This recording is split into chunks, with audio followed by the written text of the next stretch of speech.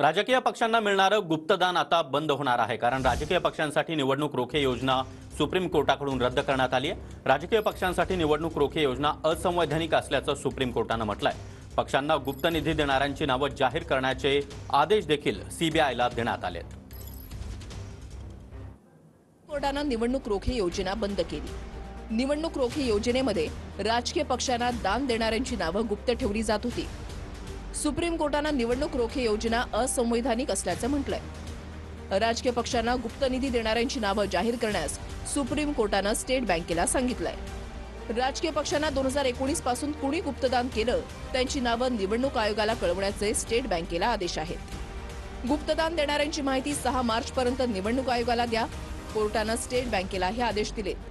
निवडणूक रोखे योजना पारदर्शी नसल्याचं मत सुप्रीम कोर्टानं नोंदवलंय। निवडणूक रोख्यांमुळे काळा पैसा पांढरा केला जाऊ शकतो असं मत सुप्रीम कोर्टाचं आहे। या योजनेमध्ये 1 कोटीपर्यंतचे बॉन्ड स्टेट बँकेकडून जारी केले जायचे। हे बॉन्ड खरेदी करून कुणीही राजकीय पक्षांना दान देऊ शकत होतं। निवडणूक रोखे योजनेमध्ये दान देणाऱ्यांचं नाव गुप्त ठेवलं जात होतं, म्हणून सुप्रीम कोर्टाकडून ही योजना रद्द करण्यात आली आहे। निनावी निवडणूक रोख्यांमुळे संविधानातील माहितीच्या अधिकाराचं उल्लंघन होतं असं मत सुप्रीम कोर्टानं नोंदवलंय।